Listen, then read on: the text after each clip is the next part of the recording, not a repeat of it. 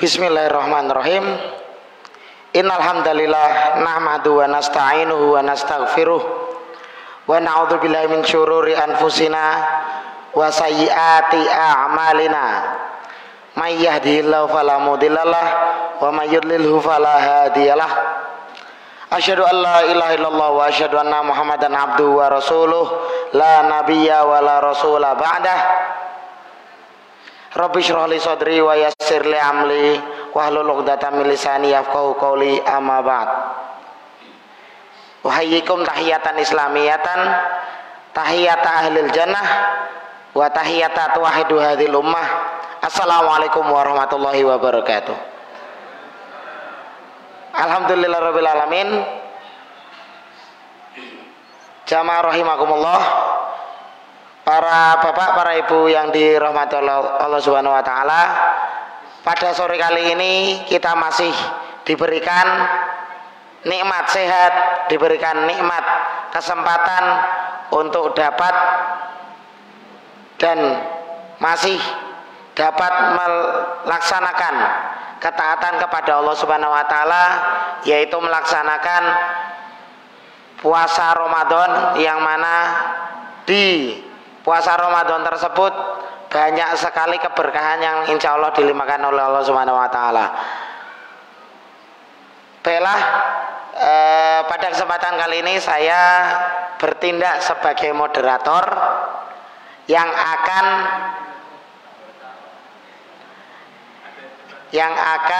membawakan kajian yang mana bertema kajian One Stop Speaking, yang akan diisi oleh 3 orang dai muda, bisa dibilang muda dan juga mungkin ada yang senior juga, tetapi intinya adalah 3 orang dai yang akan memberikan ceramah dengan temanya masing-masing. Yang pertama saya perkenalkan yaitu Ustadz Robi Arsyadani. Yang kedua adalah Ustadz Muhammad Hafidz Zidan, dan yang ketiga adalah Ustadz Kholik Hirmawan. Adapun profil singkat dari Ustadz Robi Arsyadani, beliau merupakan salah satu penggiat dakwah di PRM Weleri, pimpinan ranting Muhammadiyah Weleri. Kemudian salah satu tamir Masjid Ar-Rahmah RSI Kendal, dan juga salah satu tenaga perawat di RSI Kendal. Kemudian profil singkat dari Ustadz Muhammad Hafidz Zidan, yaitu beliau adalah mahasiswa praktek anestesi di RSI Kendal dan juga ketua asrama mahasiswa Unisa Yogyakarta. Dan yang terakhir profil singkat dari Ustadz Kholik Hirmawan, yaitu penggiat kegiatan dakwah di Masjid Ar-Rahmah RSI Kendal, kemudian perangkat desa Ngasinan Weleri. Adapun yang akan dibawakan oleh Ustadz Robi Arsyadani yaitu sesuatu yang berkaitan dengan sebuah amalan, yang diperhatikan dari amalan tersebut adalah akhirnya, yaitu misalkan kita puasa selama 1 bulan penuh, tetapi dari puasa tersebut nilai yang akan dilihat adalah ketika pada akhir-akhir puasa, apakah berakhir dengan baik, apakah berakhir dengan buruk, begitulah. Dan untuk yang pemateri selanjutnya bisa saya sampaikan nantinya. Baiklah, kepada Ustadz Robi Arsyadani, kepada beliau waktu dan tempat kami haturkan. Falyatafadhol masykurun.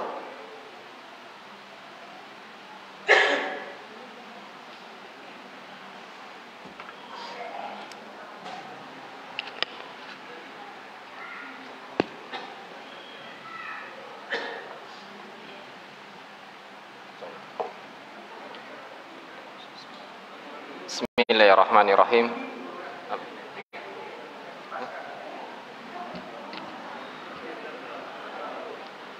Bismillahirrahmanirrahim. Assalamualaikum warahmatullahi wabarakatuh.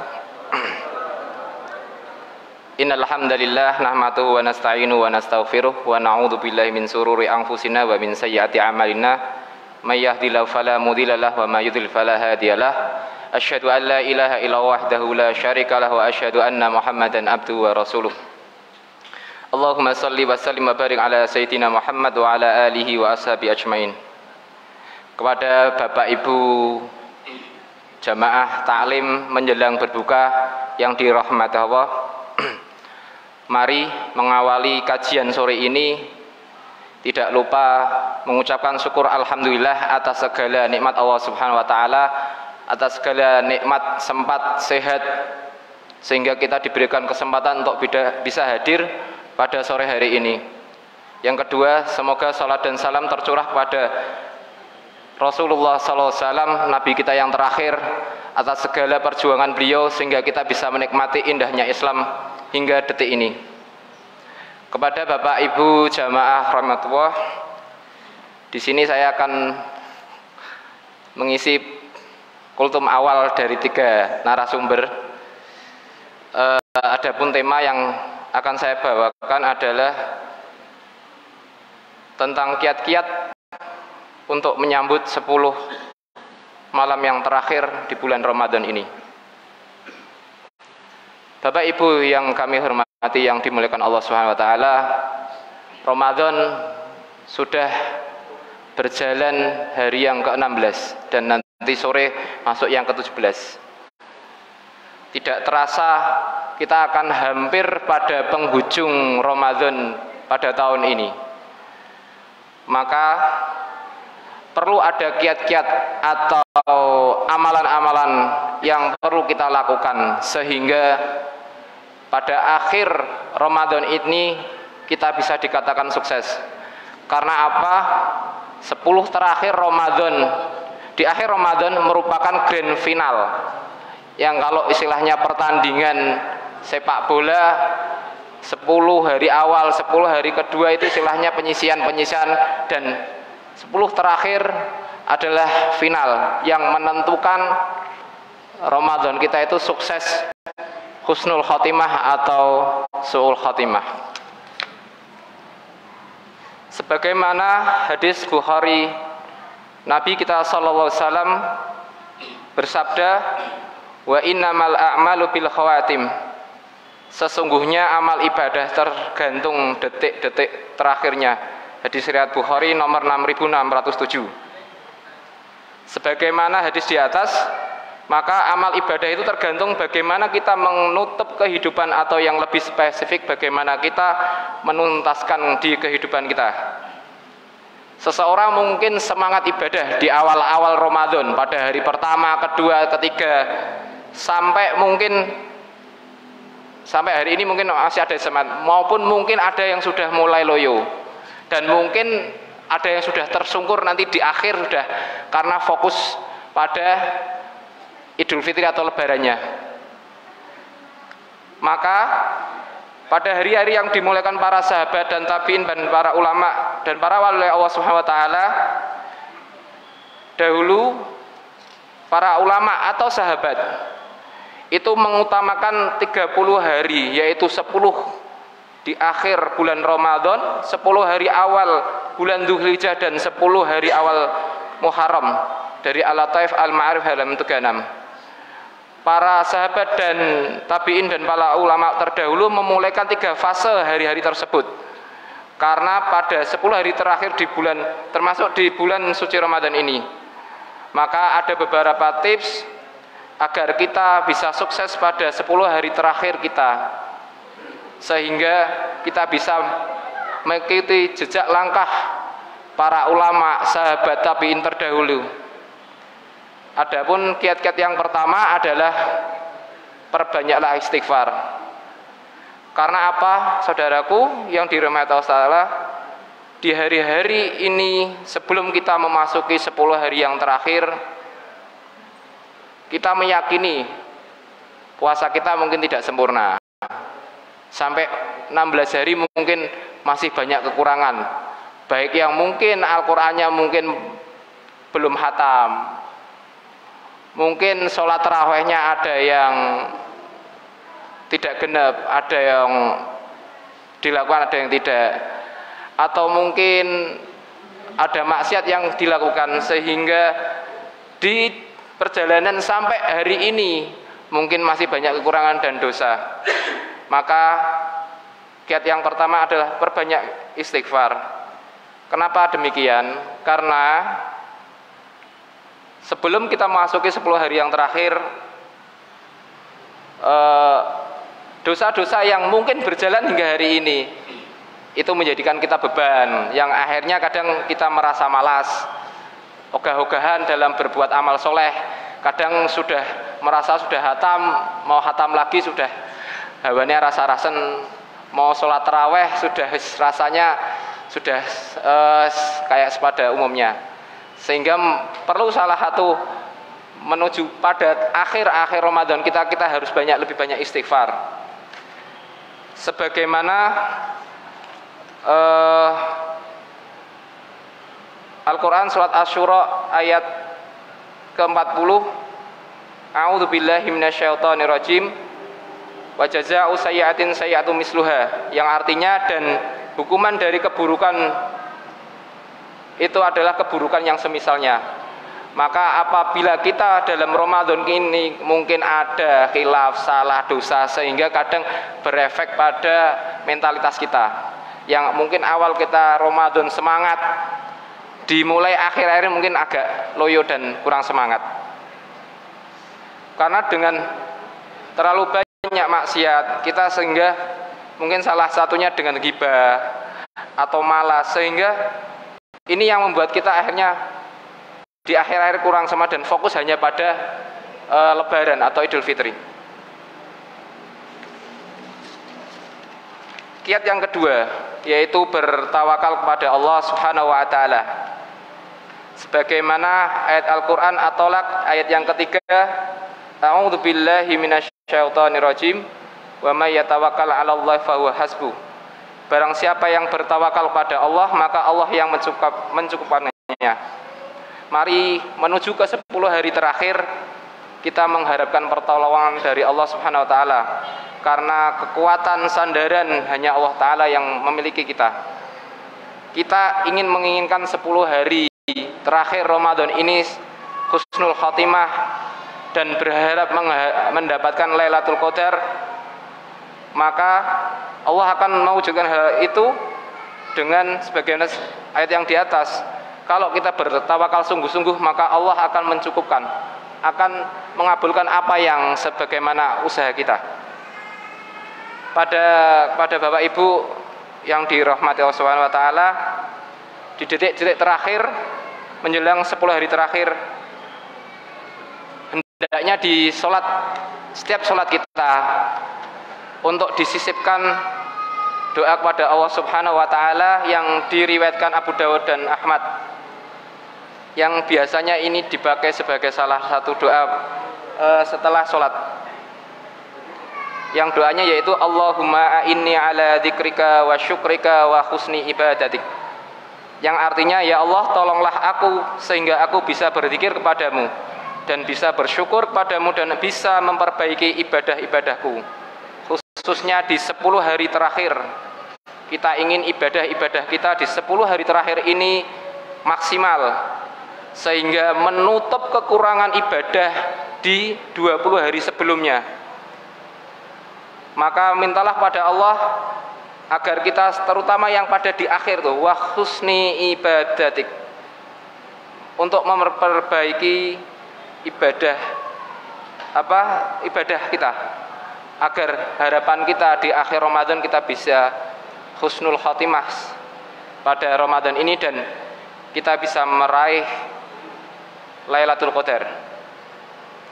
Karena saudaraku yang dirahmati Allah Subhanahu wa taala, tanpa kekuatan Allah Subhanahu wa taala tak ada daya dan kekuatan sehingga kita bisa sholat, kita bisa puasa, kita bisa berzikir, bisa tadarus, dan kita melakukan amal soleh yang lain kalau bukan dari daya dan upaya Allah Ta'ala. Adapun untuk kiat yang terakhir, berhusnudzon kepada Allah Subhanahu wa Ta'ala. Mari menuju 10 hari yang terakhir kita untuk berprasangka baik pada Allah Ta'ala, bahwa Allah Ta'ala yang memberikan taufik pada kita jika kita meminta, dan Allah akan membuat kita untuk mendapatkan Lailatul Qadar dan sukses menutup Ramadan tahun ini dengan husnul khatimah. Jika kita benar-benar berusaha dan berdoa dan berhusnudzon kepada Allah, sebagaimana Allah berfirman dalam hadis yang dikeluarkan Imam Tabrani, "Anna inda dzanni abdi," aku tergantung prasangkaku terhadap hambaku. Maka berbaik sangkalah pada Allah. Semoga di 10 hari menuju 10 hari terakhir, dengan kita beristighfar, kemudian kita bertawakal pada Allah dan berprasangka baik pada Allah, maka semoga kita dimudahkan perjalanan kita sampai akhir Ramadan kita dengan titel husnul khotimah, mendapat Lailatul Qadar. Andaikan kalau Allah menakdirkan hidup dan ini menjadi Ramadan yang terakhir, maka itu adalah hadiah yang terbaik bagi kita. Itu saja yang bisa saya sampaikan. Mohon maaf apabila dalam penyampaian banyak salah. Wassalamualaikum warahmatullahi wabarakatuh.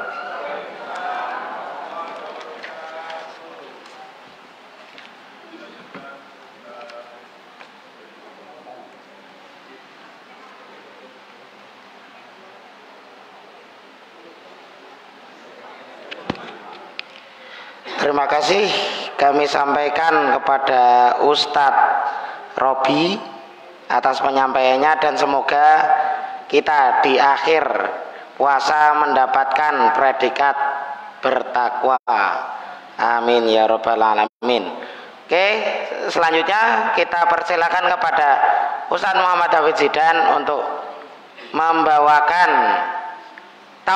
tausiah atau tauiyah yang bertema kulubni dalam hadis Rasul disebutkan kulubni adama khotta'un wa khairul khotta'in at-tawwabun.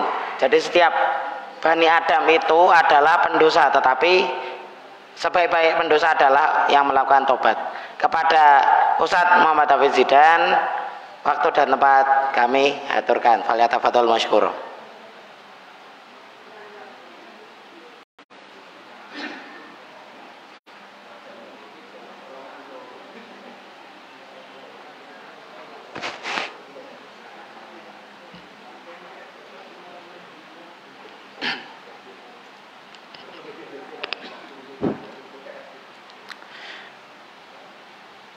Bismillahirrahmanirrahim. Assalamualaikum warahmatullahi wabarakatuh.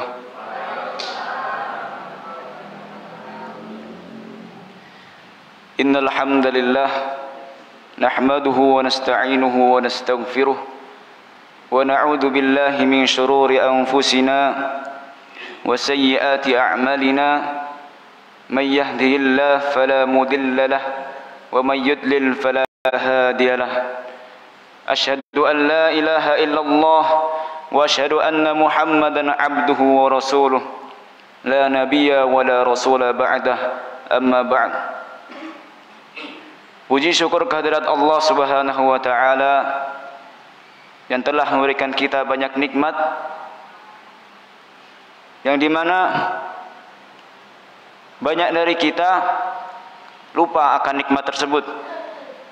Di dalam hadis disebutkan ada dua nikmat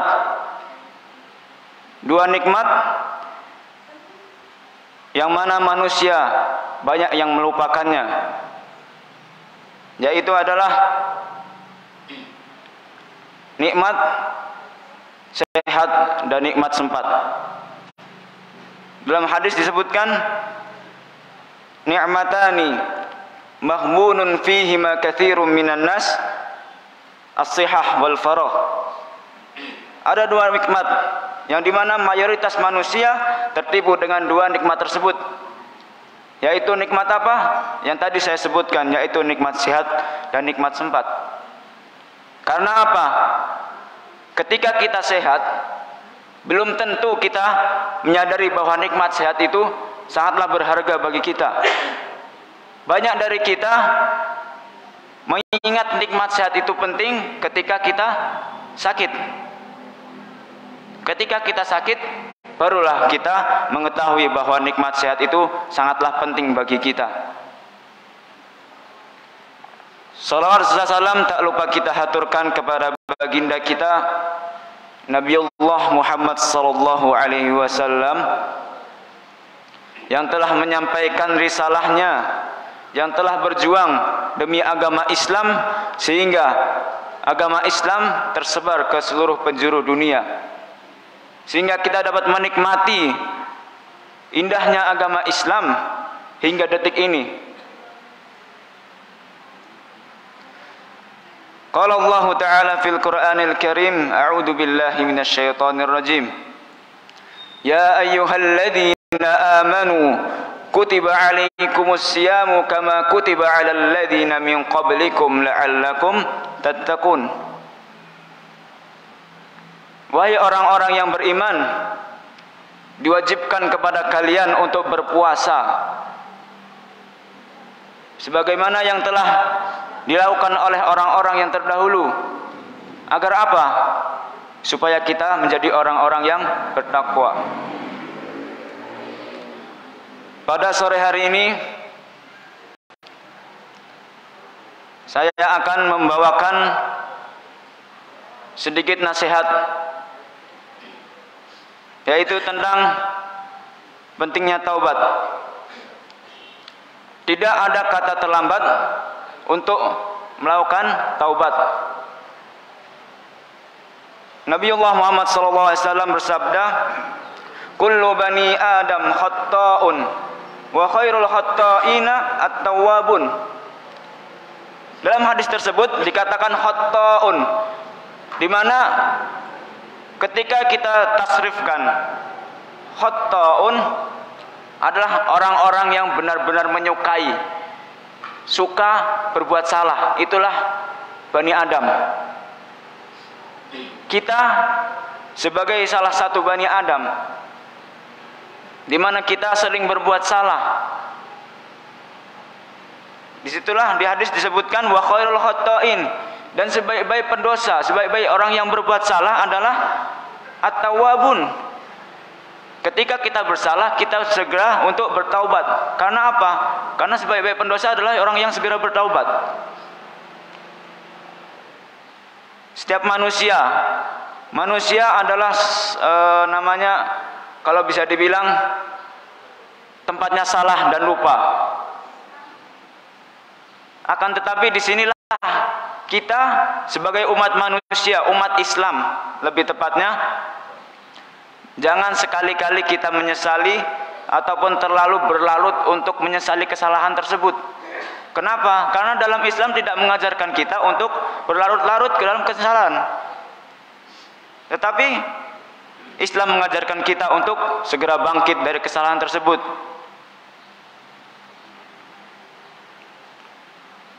Andai masa muda kita dipenuhi dengan dosa, maksiat, zina maupun yang lainnya, jangan pernah kita sekali-kali menyangka bahwa Allah akan menutup pintu taubat untuk kita. Allah tidak akan menutup pintu taubat kita selama kita tidak menyekutukannya.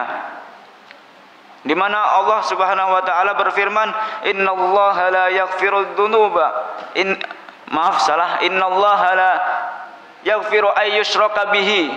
Sesungguhnya Allah tidak akan mengampuni seorang hamba yang dimana dia menyekutukannya.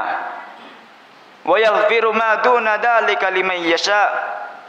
Akan tetapi Allah mengampuni semua kesalahan selain menyekutukan Allah.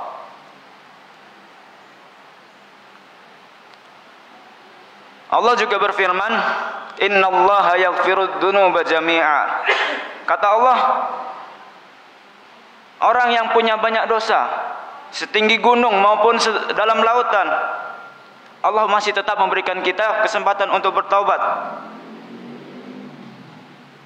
Kata Allah, hai hambaku, apabila kalian memiliki banyak dosa, banyak kesalahan-kesalahan, maka datanglah kepadaku, aku ampuni semuanya, kata Allah. Wa idza sa'alaka ibadi, kata Allah lagi, hai hambaku yang soleh, kalau mau dekat denganku, maka datanglah. Ketika orang soleh datang ke masjid itu wajar, karena hakikatnya orang soleh itu sukanya ke masjid. Tapi ada salah satu orang yang menarik di sini, bukan orang soleh, akan tetapi dia adalah orang yang salah. Orang yang salah, tiba-tiba dia mau datang ke masjid, dia sujud, taubat, menangis.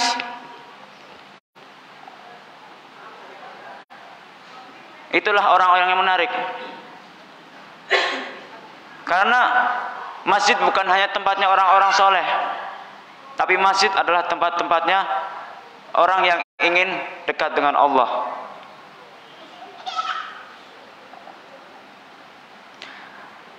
Kata Allah, ketika orang-orang datang kepada Allah, tiba-tiba Allah menyampaikan, ujibu da'watad da'i idza da'an. Dua hamba ini, orang soleh dan orang yang salah, apabila dia datang kepadaku, pasti akan punya permintaan. Pasti. Orang yang soleh menginginkan surga, sedangkan orang yang salah menginginkan untuk diampuni dosa-dosanya. Lalu apa jawaban dari Allah ketika kita memanjatkan doa tersebut? Kalau doa orang ini memohon kepadaku, kata Allah, maka akan aku kabulkan. Ujibu da'watad da'i idza da'an. Sungguh betapa indahnya agama Islam, begitu besarnya rahmat Allah untuk hamba-hambanya. Ingat, ketika kita ingin dijabahi doa kita, ketika ingin doa kita dikabulkan oleh Allah, salah satunya adalah perbanyak taubat. Salah satu syarat diterimanya taubat adalah dikatakan, difirmankan dalam Al-Quran, innamat taubatu 'alallahi lilladzi la ya'maluna su'an bijahalah. Sesungguhnya taubat yang akan diterima oleh Allah bagi orang-orang yang melakukan kesalahan, yaitu kesalahan karena jahalah. Jahalah ini bisa diartikan dua. Yang pertama yaitu kebodohan. Kebodohan benar-benar tidak tahu apa ilmunya. Contohnya adalah ketika seorang mu'alaf benar-benar mu'alaf dan dia tidak tahu apa-apa. Dia tidak tahu babi itu haram, khamar itu haram. Itu adalah jahalah yang pertama. Yang kedua adalah jahalah, di dalam bahasa Arab ada yang namanya majas ataupun perumpamaan. Dalam majas balaghah ini dikatakan dia itu tahu, sebenarnya dia itu tahu amalan ini itu salah, akan tapi dia tetap mengerjakannya. Contoh,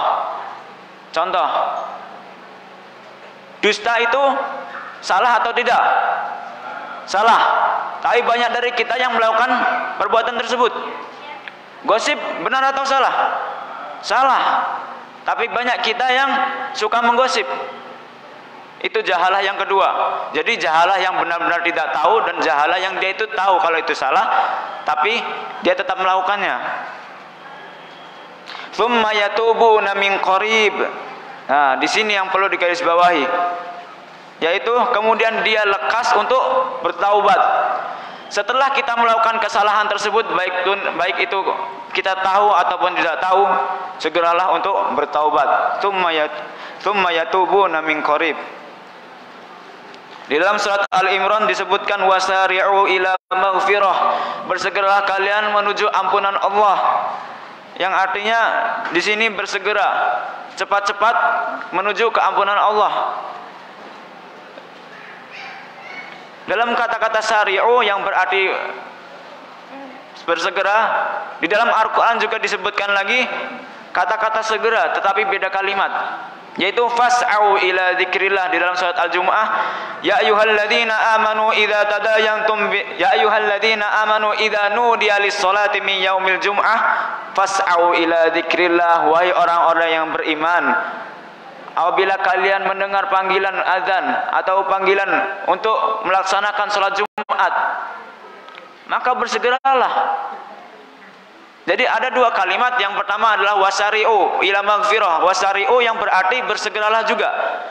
Yang kedua ada fas'au. Di dalam surat Al-Jumu'ah dikatakan juga bersegera. Akan tetapi perlu diketahui dalam makna pengertiannya itu berbeda. Yang pertama fas'au ila dzikrillah. Ketika sholat Jumat kita disuruh untuk bersegera. Akan tetapi dalam kata-kata fas'au ini memiliki makna tersembunyi, yaitu bersegera dengan persiapan.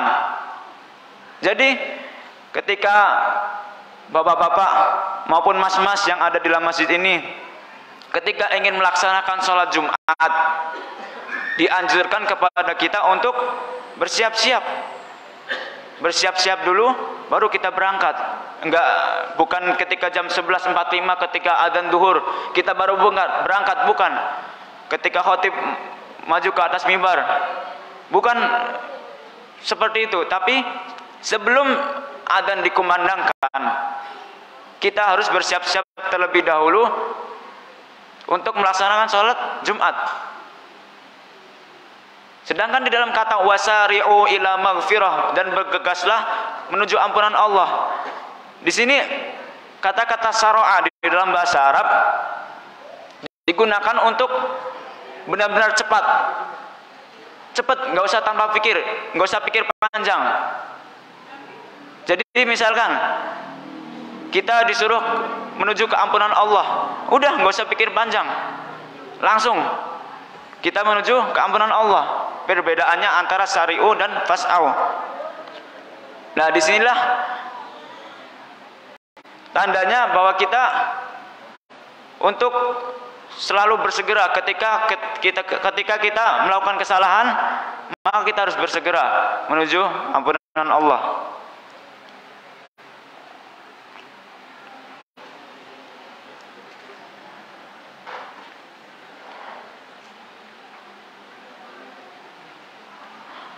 Dan yang terakhir,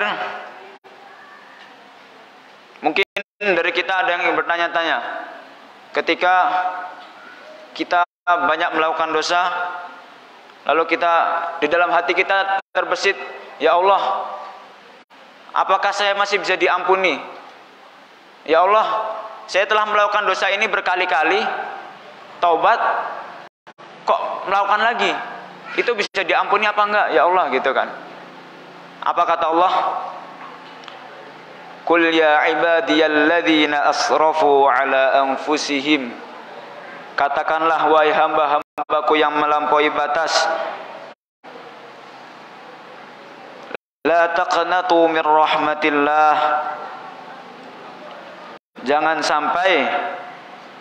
Janganlah kalian untuk berputus asa dari rahmat Allah. Innallaha yaghfirudz dzunuba jami'a innahu huwal ghafurur rahim. Sesungguhnya Allah mengampuni dosa-dosa semuanya, sungguh Dialah yang Maha Pengampun lagi Maha Penyayang. Jadi ketika kita berbuat salah, kita harus segera untuk bertaubat kepada Allah. Sebelum saya tutup, marilah kita membaca istighfar 3 kali bersama-sama. Astaghfirullahaladzim, astaghfirullahaladzim, astaghfirullahaladzim. Semoga dengan istighfar kita bersama-sama pada sore hari ini, semoga Allah mengampuni dosa-dosa kita, memperbaharui amal-amal kita, menjadikan kita semangat untuk menjalani 10 hari terakhir bulan Ramadan ini. Mungkin cukup sekian dari saya. Bila ada salah kata, saya mohon maaf. Nun wal qalami wa ma yasturun. Tsumma assalamu alaikum warahmatullahi wabarakatuh.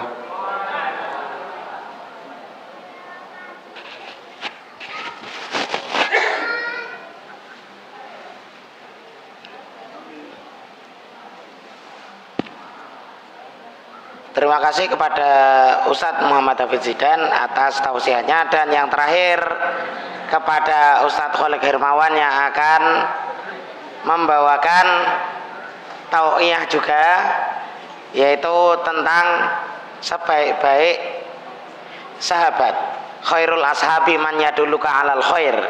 Jadi sebaik-baik teman adalah yang menunjukkan kamu kepada kebaikan. Kepada Ustadz Khalid Hermawan, waktu dan tempat kami aturkan, falyatafadhol masykura.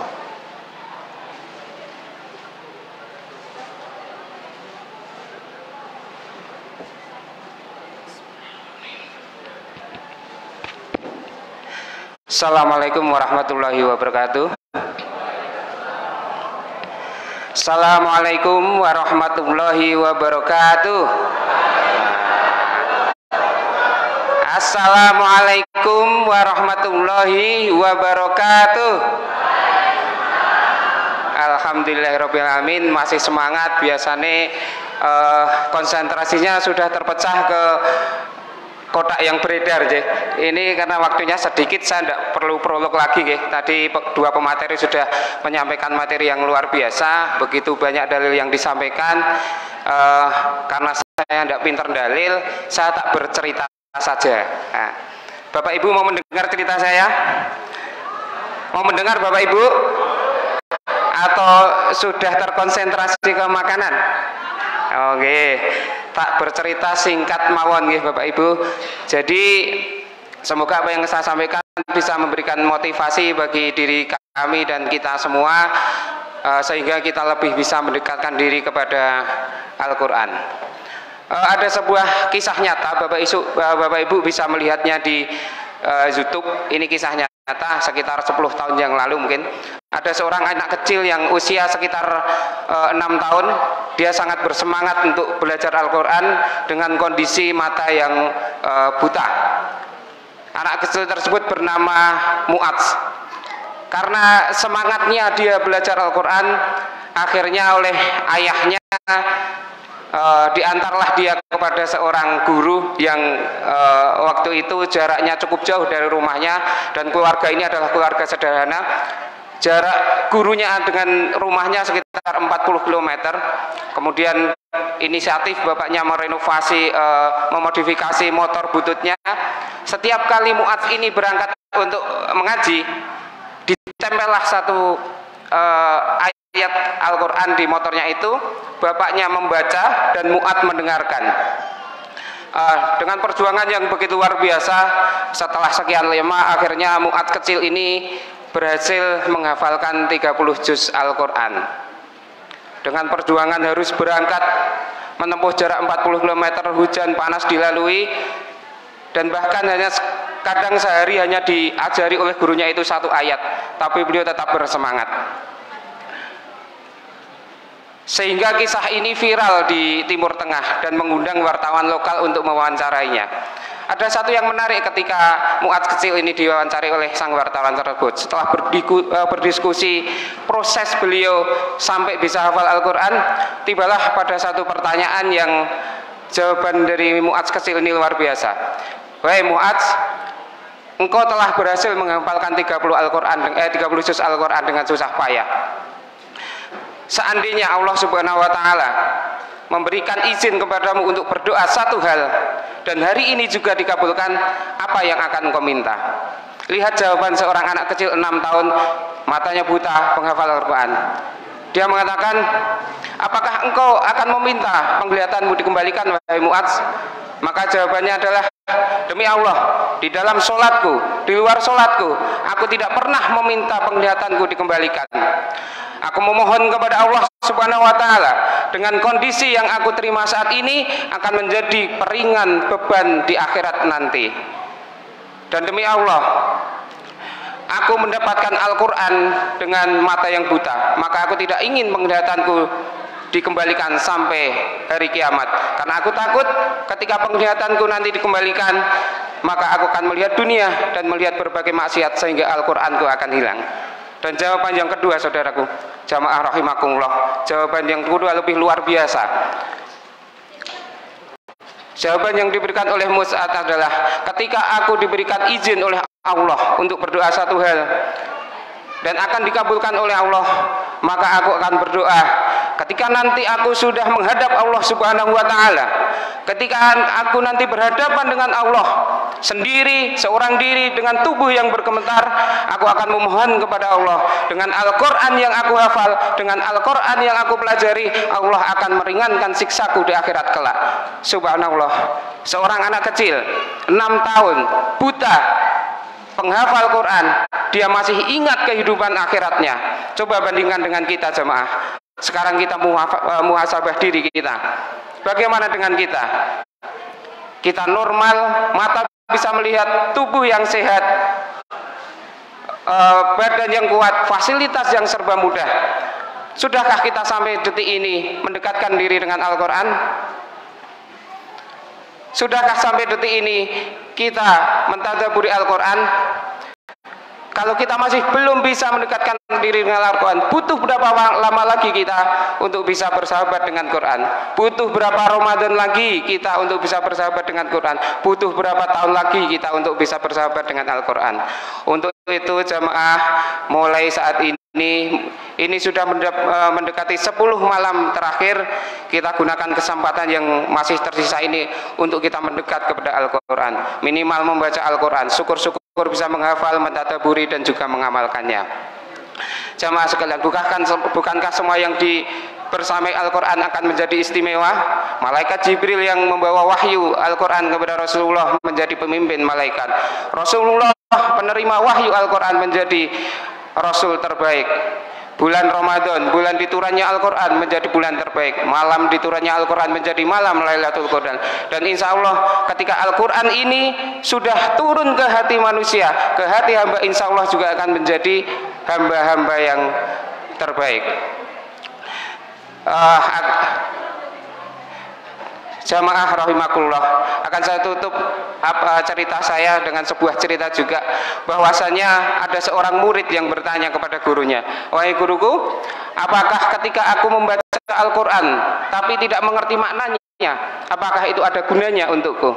Sang guru pun menjawab dengan menyuruh muridnya mengambil sebuah keranjang. Kita tahu keranjang itu sifatnya berlubang. Kemudian sang murid disuruh mengambil air di sebuah danau dan disuruh membawa ke hadapan gurunya dengan keranjang itu setiap hari 3 kali, pagi, sore, siang dan sore hari.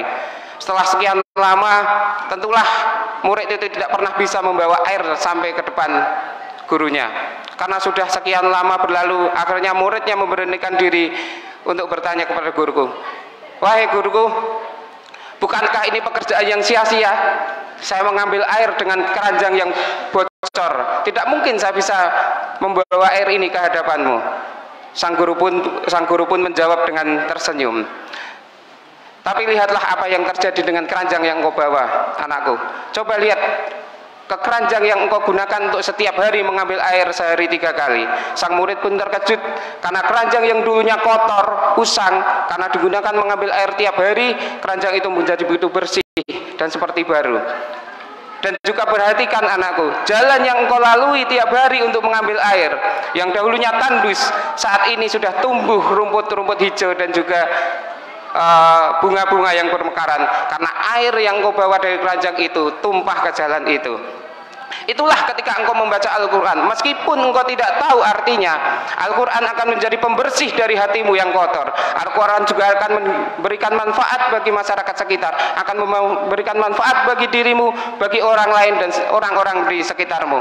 Untuk itu Bapak Ibu sekalian, marilah kita senantiasa mendekatkan diri dengan Al-Quran. Meskipun tidak tahu artinya, baca, luangkan waktu untuk membaca, dan jangan sampai membaca Al-Quran kalau ada waktu luang. Ketika kita ingin bersahabat dengan Al-Quran, syaratnya satu, luangkan waktu untuk membaca, istiqomahkan, insya Allah kita akan menjadi sahabat Al-Quran. Bukankah sifat sahabat itu akan saling menjaga? Ketika kita menjaga Al-Quran di dunia ini, yakinlah Al-Quran lah nanti yang akan menjaga kita ketika kita di akhirat. Ketika kita bertemu dengan Allah Subhanahu wa Ta'ala, ketika kita berhadapan dengan Allah Subhanahu wa Ta'ala, ketika Allah bertanya, wahai hambaku, dengan segala kesempurnaan yang telah aku berikan kepadamu, apa yang telah engkau dengan Al-Quran? Maka kita punya alasan di hadapan Allah Subhanahu wa Ta'ala bahwa kita sudah mentadabbur Al-Quran, mempelajari dan juga mengamalkannya. Mungkin itu yang bisa saya sampaikan, cepat, singkat, dan insya Allah sebentar lagi sudah maghrib nih ya. Mohon maaf atas segala kekhilafan. Ini sebenarnya ada pesan sponsor Bapak Ibu, ada door prize untuk dibagikan bagi yang ikut sayembara kemarin nggih. Nah, Bapak Ibu saya khawatir sebenarnya tadi dikira apa ngertinya lomba kultum gitu, nengarep ono door prize juga 3 orang pemateri, tapi nanti kita bagikan Bapak Ibu. Sekali lagi pesan saya, mari 10 hari terakhir kita benar-benar mendekatkan diri dengan Al-Quran. Terima kasih, sekian yang bisa saya sampaikan. Billahi taufiq wal hidayah, mohon maaf atas segala kesalahan. Semoga kita menjadi hamba yang mendapatkan syafaat Al-Quran di yaumil qiyamah nanti. Assalamualaikum warahmatullahi wabarakatuh. Assalamualaikum warahmatullahi wabarakatuh. Bapak Ibu jamaah iftar